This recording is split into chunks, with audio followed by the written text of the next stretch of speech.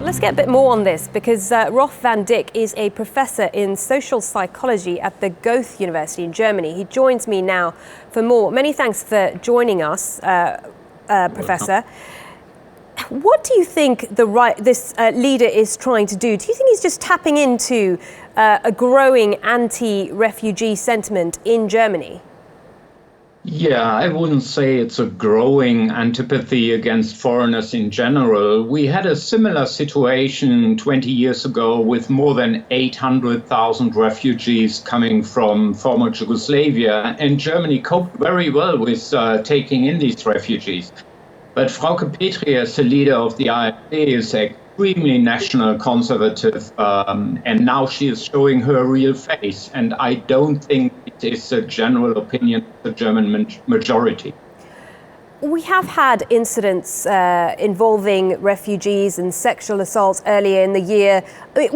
Where do you think the general feeling lies now? I mean, is Germany still prepared to welcome the hundreds of thousands of refugees it welcomed last year?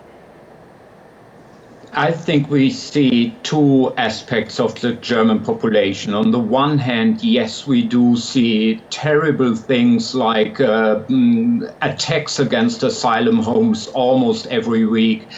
We see Pegida rallies against more foreigners every week in Eastern Germany. But on the other hand, we see millions of people trying to help the refugees in the camps. We see many people cheering at the stations. So I would think that more than half of the German population is welcoming refugees and is also acknowledging the fact that we do need migration simply for economic reasons. But there's a small minority who has a completely different viewpoint and is also ready to attack foreigners. Frauke Petry comments and other comments by the AfD are certainly not helpful. Professor, where do you think this is going to leave Chancellor Angela Merkel? Because for a long time she was seen as one of the invincible leaders of Europe. I mean, has this crisis now made her politically vulnerable?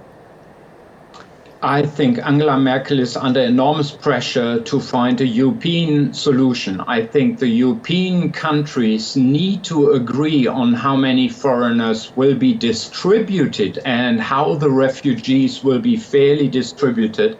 And on the other hand, the European Union will have to negotiate further with countries like Turkey so that Turkey is supported financially and otherwise to provide care for the refugees that are in Turkey at the moment and that will come to Turkey in the future. So Angela Merkel is under enormous pressure, and I think at least sometime in the next 3, 4 or 5 months there need to be solutions on the European level to get the numbers in Germany down at least a little bit.